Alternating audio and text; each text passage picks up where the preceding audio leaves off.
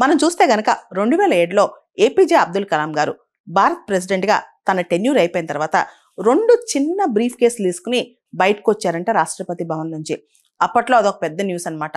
అంత పెద్ద భవన్లోంచి ఈయన చిన్న బ్రీఫ్ కేసులను తీసుకుని ఒక సగటు పౌరుడిలాగా ప్రెసిడెంట్గా రిటైర్ అయిపోయిన రోజున, అంటే ప్రెసిడెంట్గా తన పదవి అయిపోయిన రోజున బయటకు అలా వచ్చేసారంటే నడుచుకుంటూ. ఇలాంటి వింటుంటే చాలా ఉత్తేజం వస్తూ ఉంటుంది అనమాట. అంటే ప్రజల సేవల కోసం ఎలా పనిచేయాలి, ఎంత సామాన్యులా ఉండాలి, అదేవిధంగా ప్రజల సొమ్ముని, రిసోర్సెస్ని ఎంత జాగ్రత్తగా వాడుకోవాలి, ఇవన్నీ కూడా చాలా కథలు ఉన్నాయి. మనం చూస్తే కనుక 2 సార్లు ఇంటరిం ప్రధానిగా చేసిన గుల్జారీలాల్ నందా గారు, ఆయన జీవితం కూడా ఇలాంటిదే. ఒకసారి ఆయన ఇంటరిం ప్రైమ్ మినిస్టర్గా ఉన్నప్పుడు ఆయన కూతురు ఆఫీస్ రూమ్లో కొన్ని వైట్ పేపర్స్ వాడిందంట. సొంతంగా పెయింటింగ్స్ వేసుకోవడానికి వాళ్ళ అమ్మాయి ఆఫీస్ రూమ్లో కొన్ని వైట్ పేపర్స్ వాడిందంట. అది గమనించిన ఆయన వైట్ పేపర్స్ వెంటనే కొని ఆఫీస్ రూమ్లో పెట్టారంట. అంటే ప్రతిదీ చాలా క్షుణ్ణంగా గమనించి ఎథికల్గా యాక్ట్ చేసే గొప్ప గొప్ప వ్యక్తులు చాలా మంది ఉన్నారు మనం ఆదర్శంగా తీసుకోవడానికి.